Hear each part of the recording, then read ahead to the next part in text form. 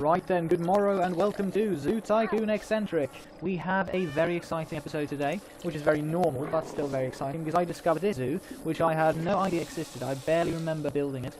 I must have done so with someone else, a friend of mine or a cousin of mine or something. I don't know. Possibly I did it all by myself, but the thing is that I don't usually do the exhibits this large and blah blah blah. So, yeah, I must really have been inspired to do something special. Anyway, it's called the Lejonparken, and, well, in Swedish. And it is great. It starts off with a forest exhibit and another one. And is therefore, you know, a bit special, as I said in the introduction video. I usually do the savannah animals straight at the fucking entrance. And here it's the other way around. And we have several beautiful savannah landscapes, and the beautiful, of course, example of the hippos swimming in that crystal clear water, and, you know, some cool things. So over here we have a beautiful, vast, sprawling savannah landscape with, well, almost every kind of savannah animal you can imagine that is available in Zoo Tycoon and won't become pissed off if you include it with the other ones. So hippos and Thompson's gazelles and zebras and ostriches and even what are they called? Okay, thanks. Even warthogs, sorry. Oh my god, I am losing my brain here. Okay. Anyway, so warthogs, and that is very rare. Because, you know, they don't look... I mean, they're a bit shabby, you know. It's not the most beautiful animal. It's a, you know, little savannah pig. But, you know, let's have them there. And I think it's a very wise choice. Because they do make it look more interesting and natural, actually. So, anyway, here we have something very rare as well. I almost never do these. It's cheetahs. And... possibly leopards. No, they are cheetahs, in fact. And they are very beautiful, slender and gracious. And you can see that I've got the pathways very narrow, as I always do them. And over here we've got the giraffes. Very beautiful specimens. Swedish giraffe called Göran.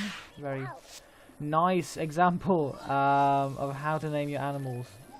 So just name them after the first letter of the animal's name. Göran the giraffe, of course. So, yeah. They're happy. And overall, it's a great zoo, actually.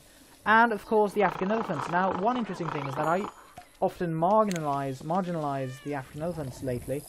I have come to make their exhibits very small. I don't know why. I think it's because I'm subconsciously pissed at them, because it's impossible to get them to like it anyway, because they like, I don't know, they're always unhappy, it seems, but now they seem very happy here. Oh my god, are you fucking kidding me? This is the zoo I told you about. No, it's actually not, because I've done this in almost all zoos with elephants, but this is an example of how to name your animals. Sherlock Holmes, right? And Maramotswe from the #1 Ladies Detective Agency. Yes, a favourite of mine. And some various animals. Sherlock Holmes, Mrs. Marple, Clouseau, yes.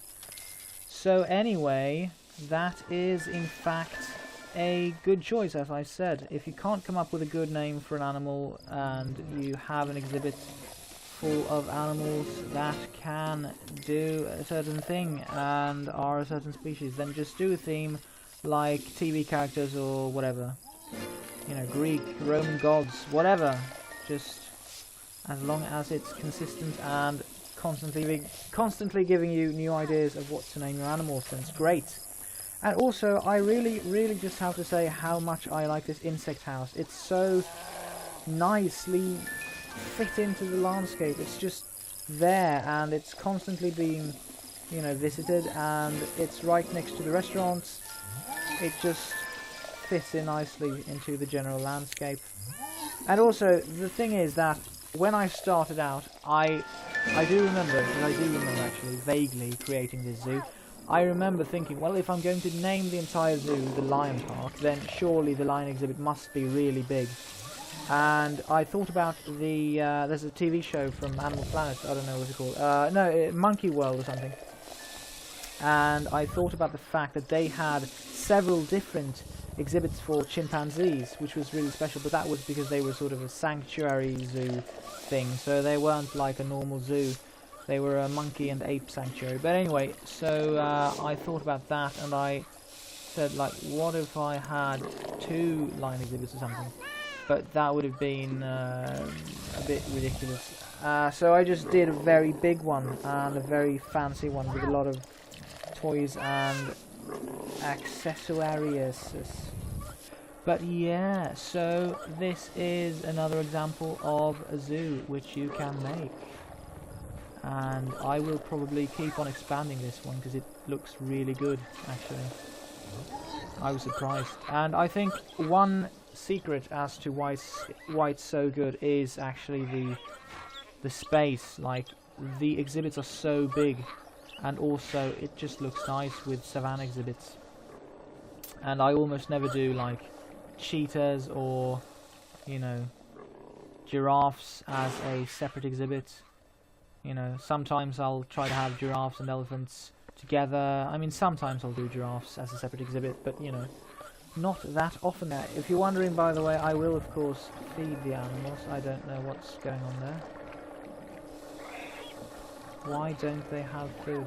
Anyway, I will sort that out, and yeah, so see. Oh my god, they're named after House Lannister. Okay, that's cool as well. Anyway, I will see you next time, and have a good one. Cheers.